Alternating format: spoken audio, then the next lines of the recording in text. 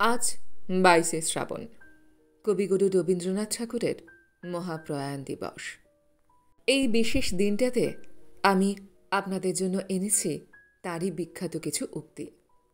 তাঁর স্মৃতির উদ্দেশ্যে আমি প্রণাম জানিয়ে আজকের ভিডিওটা শুরু করছি। তুমি যাকে চাও তাকে যদি পেয়ে যাও সেটা হলো ভাগ্য, আর তাকে পাবে না জেনেও চাওয়াটাই হলো ভালোবাসা।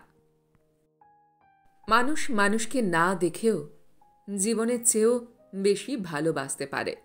কেন জানো? কারণ ভালোবাসার সৃষ্টি হয় মন থেকে, মুখ দেখে নয়। মৃত্যু চিরতরে আলো নিভে যাওয়া নয়, মৃত্যু তো কেবল বাতি নিভিয়ে দেওয়া, ভোর হয়ে গেছে বলে। আপনি সত্যি সচেতন হয়ে উঠতে পারেন এবং জীবনের প্রতিটি অংশ উপভোগ করতে পারেন, শুধুমাত্র যদি আপনি মরণশীল এই কথাটি নিজেকে অবিরত মনে করাতে থাকেন। রমণীর প্রেমের মধ্যে পরিতৃপ্তি আছে, বিশ্বাস আছে, নিষ্ঠা আছে, কিন্তু পুরুষের প্রেমের মধ্যে যে একটি চির অতৃপ্তপূর্ণ অনির্বচনীয় সুখ আছে, তাহা বোধ করি খুব অল্প রমণী উপভোগ করিয়াছে। পরের দোষ ত্রুটি লইয়া কেবলই আলোচনা করিতে থাকিলে মন ছোট হয়ে যায়, স্বভাব সন্দিগ্ধ হইয়া ওঠে, হৃদয়ের সরসতা থাকে না। শরীরের সবথেকে দামি অংশ হল হৃদয়, সেখানে থাকার যোগ্যতা সবার থাকে না। ভালোবাসা আর মৃত্যু দুটোই নিমন্ত্রণবিহীন অতিথি। একজন এসে নিয়ে যায় মন, আরেকজন এসে নিয়ে যায় জীবন। বিপদে মোরে রক্ষা করো, এ নহে মোর প্রার্থনা। বিপদে আমি না যেন করি ভয়, দুঃখ তাপে ব্যথিত চিতে নাই বা দিলে সান্ত্বনা। দুঃখে যেন করিতে পারি জয়। চরণ ধরিতে দিও গো আমারে, নিও না সরায়ে। জীবন মরণ সুখ দুঃখ দিয়ে বক্ষে ধরিব জড়ায়ে। স্খলিত শিথিল কামনার ভার, বহিয়া বহিয়া ফিরি কত আর। নিজ হাতে তুমি গেঁথে নিও হার, ফেলো না আমারে ছড়ায়ে। পৃথিবীর সবচেয়ে বড় দূরত্ব কোনটি জানো? না, জীবন থেকে মৃত্যু পর্যন্ত? উত্তরটা সঠিক নয়। সবচেয়ে বড় দূরত্ব হল যখন আমি তোমার সামনে থাকি, কিন্তু তুমি জানো না যে আমি তোমাকে কতটা ভালোবাসি। ক্ষমাই যদি করতে না পারো তবে তাকে ভালোবাসো কেন? ভালোবাসা যেখানে গভীর, নত হওয়া সেখানে গৌরবের।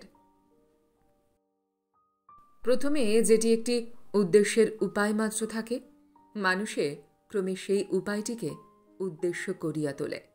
যেমন টাকা নানা প্রকার সুখ পাইবার উপায় মাত্র, কিন্তু অনেকে সমস্ত সুখ বিসর্জন দিয়া টাকা পাইতে চান। আর কত দূরে আছে সে আনন্দধাম? আমি শ্রান্ত, আমি অন্ধ, আমি পথ নাহি জানি। অতৃপ্ত বাসনা লাগি ফিরিয়াছি পথে পথে। বৃথা খেলা, বৃথা মেলা, বৃথা বেলা গেল বহে। অহংটাই পৃথিবীর মধ্যে সকলের চেয়ে বড় চোর। সে স্বয়ং ভগবানের সামগ্রীও নিজের বলিয়া দাবি করিতে কুণ্ঠিত হয় না। ঘটিবাটি প্রভৃতি দরকারি জিনিসকেও মানুষ সুন্দর করে গড়ে তুলতে চায়, কারণ ঘটিবাটির উপযোগিতা মানুষের প্রয়োজনের পরিচয় মাত্র, কিন্তু তার সৌন্দর্যে মানুষের নিজেরই রুচির, নিজেরই আনন্দের পরিচয়। ঘটিবাটির উপযোগিতা বলছে মানুষের দায় আছে, ঘটিবাটির সৌন্দর্য বলছে মানুষের আত্মা আছে।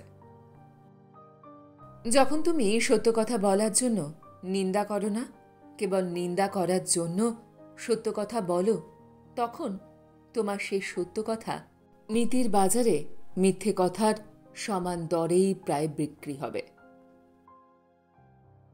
চিরকাল কোন জিনিসটা থাকবে আর থাকবে না তা কেউ বলতে পারে না, এবং আমিও সে সম্বন্ধে কোনো রকম তর্ক বিতর্ক করতে চাইনি। নিজের মনের ভিতরে যখন একটা সফলতার আনন্দ অনুভব করা যায়, সেটাই লেখকের পক্ষে যথার্থ অমরতা। দুর্ভাগ্যক্রমে সে আনন্দ খুব ভালো লেখক থেকে খুব খারাপ লেখক পর্যন্ত প্রায় সকলে ন্যূনাধিক পরিমাণে অনুভব করে। নাম মানুষকে বড় করে না, মানুষই নামকে জাগিয়ে তোলে। নিন্দা করতে গেলে বাইরে থেকে করা যায়, কিন্তু বিচার করতে গেলে ভেতরে প্রবেশ করতে হয়। যদি আপনি সমস্ত ভুলের জন্য দরজা বন্ধ করে দেন, তাহলে সত্য বাইরেই থেকে যাবে। প্রত্যেকটা মন আরেকটা মনকে খুঁজছে নিজের ভাবনার ভার নামিয়ে দেওয়ার জন্য, নিজের মনের ভাবকে অন্যের মনে ভাবিয়ে তোলার জন্য। অপর ব্যক্তির কোলে পিঠে চড়ে এগিয়ে যাওয়ায় কোনো মাহাত্ম্য নেই, কারণ চলার শক্তি লাভই যথার্থ লাভ, এগিয়ে যাওয়া মাত্র লাভ না। অতীতকাল যত বড় কালই হোক, নিজের সম্বন্ধে বর্তমান কালের একটা স্পর্ধা থাকা উচিত, মনে থাকা উচিত তার মধ্যে জয় করার শক্তি আছে। শুধু তর্ক করা মস্তিষ্ক এক ধরনের ছুরি, যেটার মধ্যে শুধু ধারই আছে। এটার ব্যবহারকারীকেই ঘায়েল করে দেয়। আস্থা হলো এমন ধরনের পাখি যে ভোরের অন্ধকারেও প্রকাশকে অনুভব করায়। উচ্চ শিক্ষা হলো সেটাই, যা আমাদের শুধু জ্ঞানই দেয় না, বরং আমাদের জীবনে সদ্ভাবও নিয়ে আসে।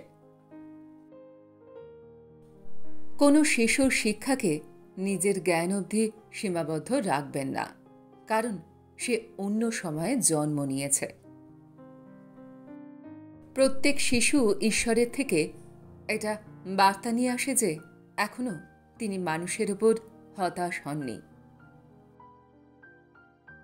চাঁদ নিজের আলো সম্পূর্ণভাবে আকাশে প্রকাশিত করে, কিন্তু নিজের কলঙ্ক নিজের কাছেই রাখে।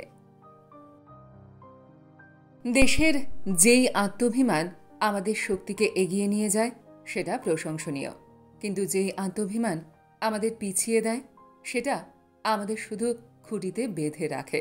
এটা ধিক্কারজনক। বাসনে জমে থাকা জল সর্বদা চকচক করে, কিন্তু সমুদ্রের জল সর্বদা ঘন রঙের হয়।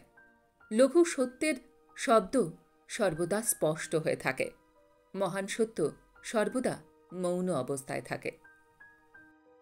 মন্দিরের গম্ভীর হতাশার থেকে বাইরে পালিয়ে বাচ্চারা ধুলোয় গিয়ে বসে। ভগবান তাদের খেলা দেখেন এবং পূজারীকে ভুলে যান। মনুষ্য জীবন একটা নদীর মতো, যেটা তার প্রবাহের দ্বারা নতুন দিশায় পথ বানিয়ে নেয়। মাটির বন্ধন থেকে মুক্তি গাছের ক্ষেত্রে কখনোই স্বাধীনতা হয় না। আমাদের মন পুঁথির স্তূপে আর শরীর আসবাবপত্রের দ্বারা ঢেকে গেছে, যেই কারণে আমাদের আত্মাকে আমরা দেখতে পাই না। যৌবনের শেষে শুভ্র শরৎকালের ন্যায় একটি গভীর প্রশান্ত প্রগাঢ় সুন্দর বয়স আসে, যখন জীবনের শেষে ফল ফুলিবার এবং শস্য পাকিবার সময়।